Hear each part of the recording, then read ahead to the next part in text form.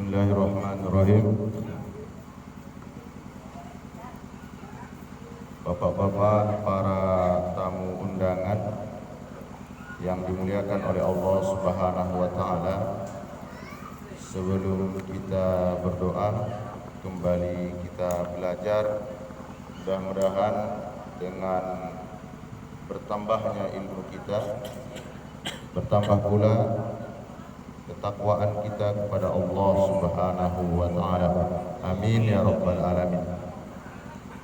Baik, pada kesempatan kali ini kita kembali belajar, yaitu sekitar mengenai pernikahan. Intinya, kalau seandainya sudah ada azam, cita-cita, keinginan untuk menikah, ini bagi para pemuda ini, maka niatkan dengan baik, semata-mata mencari ridho Allah. Itu yang penting. Kenapa? Karena dengan pernikahan ini semuanya akan bertambah. Semuanya akan bertambah. Pertambahan pertama yaitu pahala. Man tazawwaja faqad istakmala nisfal iman. Orang yang menikah, maka dengan menikah itu imannya sempurna. Jadi adik kami Lisnawati, begitu juga Andiska, sebelum mereka menikah, ini keimanannya menurut hadis ini belum full dia. Tapi setelah besok akad nikah, maka genaplah dia menjadi 100%. Makanya dalam beberapa kajian fikih, kalau misalnya seseorang menjadi imam, salah satu penilaian di sana yaitu dia sudah menikah atau tidak. Kenapa yang menjadi penilaiannya sudah menikah atau tidak? Tingkat kekhusyukan dalam beribadah orang yang sudah menikah bila dibanding dengan orang yang belum menikah, itu lebih khusyuk yang sudah menikah. Seperti itu. Misal ini kalau mungkin di desa kita ini yang sering lazim kita lihat, yaitu kalau sholat tarawih, kalau di shaf pertama itu anak muda, nanti waktu bacaan aminnya dia kuat, itu ada beberapa pertanyaan. Waladhdallin, dipanjangkannya aminnya tapi kuat. Amin. Pertama, memang sesuai dengan tuntunan.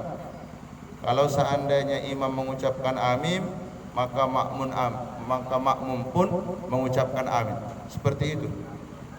Kalau yang sudah menikah, dia tak terpikir lagi bahwa ucapan aminnya itu memberi isyarat saya ikut loh melaksanakan sholat tarawih berjamaah, melaksanakan sholat isya berjamaah. Tapi bagi yang belum menikah, apalagi misalnya makmumnya itu ada barisan anak gadis, itu bertambah kuat dia. Dia ingin mengetahui, memberitahu bahasanya kalau panggilannya AA sholat berjamaah nih, abang sholat berjamaah nih, seperti itu. Kehusukannya itu berkurang dia. Satu di situ. Yang kedua, selain niatnya mendekatkan diri kepada Allah Subhanahu wa taala, yang kedua persiapkan ilmunya. Ini yang penting. Al ilmu qabla al amal. Siapkan ilmunya. Ilmu pernikahan. Bahkan di seluruh kajian kitab fikih itu ada bahasanya babun nikah. Menunjukkan apa? Menunjukkan pentingnya sebelum seseorang itu menikah sudah mumpuni ilmunya. Mungkin untuk Kecamatan Kampar Kiri Hilir baru kemarin dilaksanakan penataran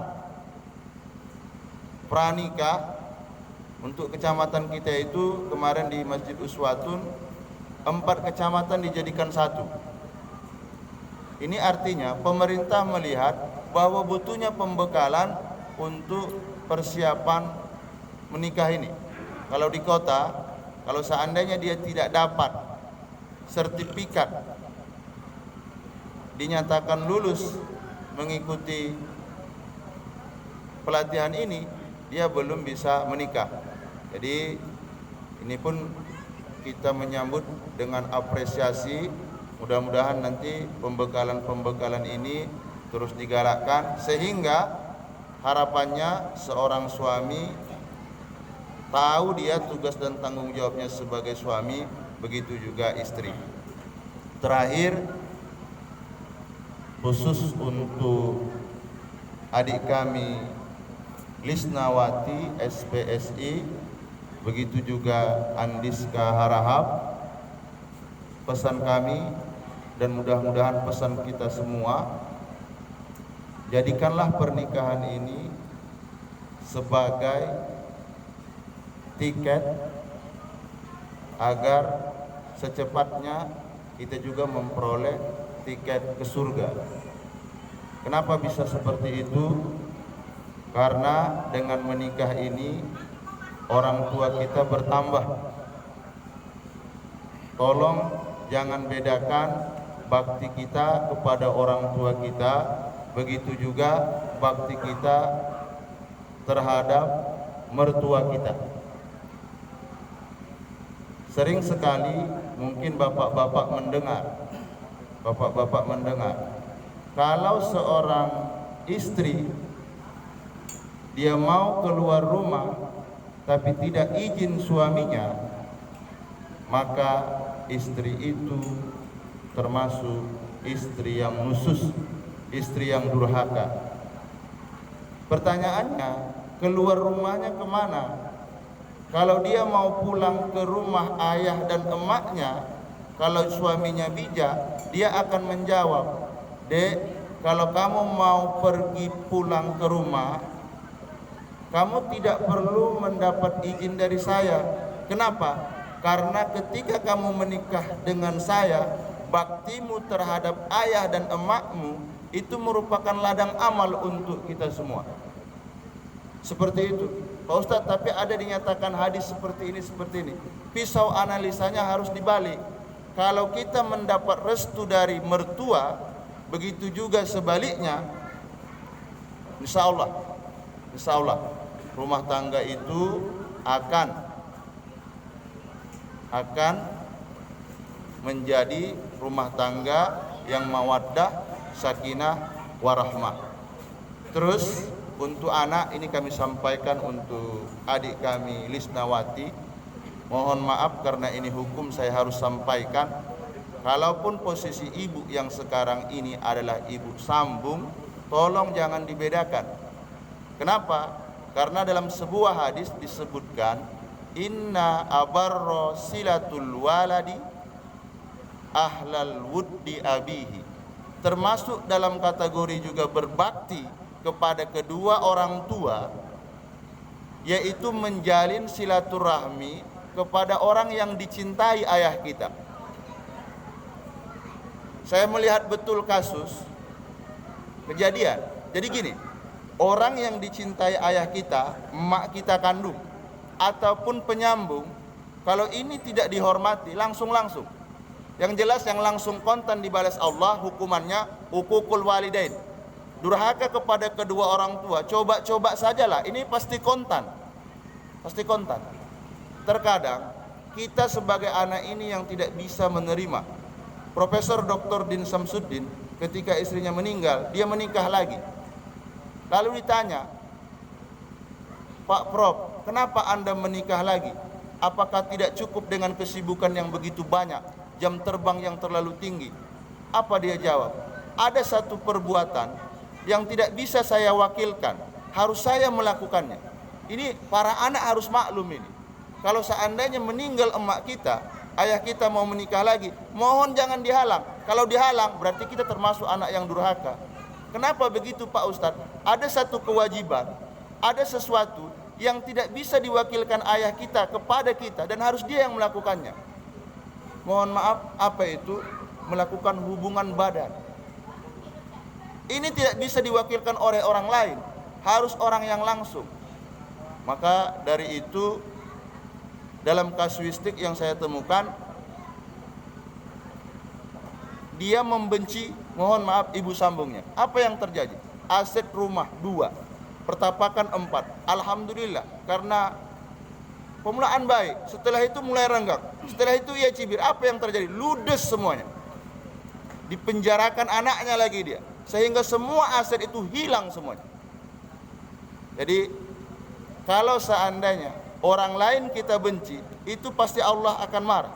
Tapi kalau orang yang disayangi ayah kita, kita coba juga benci, berarti kita termasuk anak yang uququl walidain. Mohon maaf, secara hukum ibu sambung ini termasuk wali.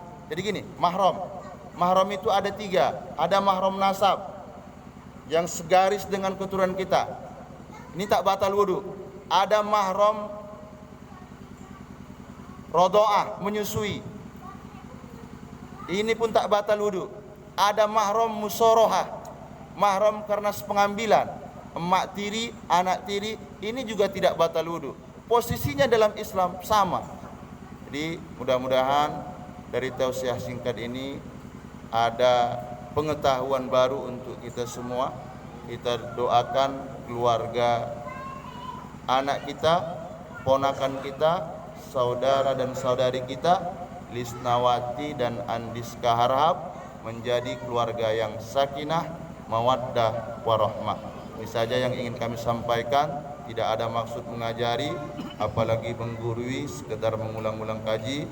Mudah-mudahan bermanfaat untuk kita semua. Selanjutnya doa kita mintakan kesediaan Bapak Said.